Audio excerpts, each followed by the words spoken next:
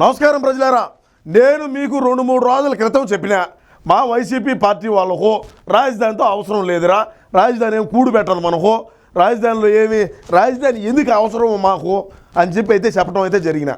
మా వైసీపీ పార్టీలో కింద నుంచి పై స్థాయి వరకు కార్యకర్త దగ్గర నుంచి ముఖ్యమంత్రి వరకు కూడా ఒకటే ఆలోచన విధానంతో ముందుకు పోతాము. అది మీకు అందరికీ కూడా తెలుసు. ఇప్పుడు బిఎం మధుసూదన్ రెడ్డి అన్న మా శ్రీకాళహస్తి ఎమ్మెల్యే నేనేమి చెప్పినాను అదే చెప్తున్నాడు. కాపీ కొట్టాడా అనేది నేను ఆలోచన చేస్తున్నా. ఈయన ఏం మాట్లాడుతున్నాడో ఇందా ఒకసారి వినండి ప్రజలారా.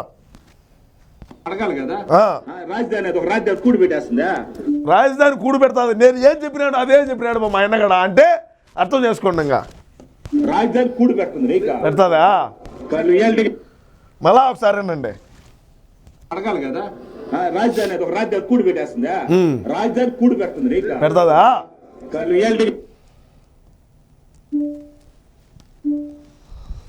మా ఆయన ఏం చెప్పినాడు? రాజధాని కూడు పెడతాదా అన్నాడు. రాజధాని కూడు పెట్టదో, ఎర్రచందనం తోలుకోవాలా, అక్రమంగా ఇసుక ధరలు ఇవ్వాలా, అదేవిధంగా గంజాయి తోలుకోవాలా, అదేవిధంగా లేని పోనాటి అన్నీ నువ్వు ఏ విధంగా నువ్వు డబ్బు సంపాదించుకోవాలంటే అదే అభివృద్ధి చేయటం.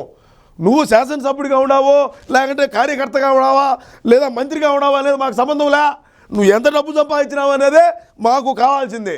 నువ్వు డబ్బు సంపాదించా నువ్వు అభివృద్ధి అయినట్టు. రాజధాని కట్టి మొక్కలో ఉడికి కావాలి. రాజధాని ఆడాంట్లో అమరావతిలో కట్టి మేము ఎప్పుడు రావాలా, కాళహస్తి నుంచి అమరావతికి పోవాలంటే అని మా ఓడి ఫీలింగు. ఇకనైనా సరే ప్రజలారా, మీరు ఏమి చేసినా కూడా మేము ఇదే కోణంలో ఉంటాము, మేము ఇదే ఆలోచన విధానంతో మేము ముందుకు పోతాము. మీరు మాకు ఉండేటువంటి అభివృద్ధి అంటే ఏంటంటే మేము అభివృద్ధి చెందటం అనేది మా లెక్కలో ఉంటుంది. నేను కార్యకర్తగా చెప్తున్నా, జగనన్నను అభిమానించే వ్యక్తిగా, పార్టీని ప్రేమించే వ్యక్తిగా నేను తెలియజేసుకుంటా ఉండా. మాకు మళ్ళా మీరు ఈసారి 175 సీట్లు ఖచ్చితంగా గెలుస్తూ ఉన్నాము. మీరు ఎన్ని అడ్డంకులు వేసినా, మీరు ఎంతమంది ఏకమై వచ్చినా కూడా మా యొక్క గెలుపుని ఎవరు కూడా ఆపలేరు, మా గెలుపుని మీరు తట్టుకోలేరు అని చెప్పి తెలియజేసుకుంటా ఉండా. మీకు ఎన్ని హామీలు ఇచ్చినామో అవన్నీ కూడా 2024లో మాత్రమే నెరవేరుతాయి అని తెలియజేసుకుంటూ నమస్కారం.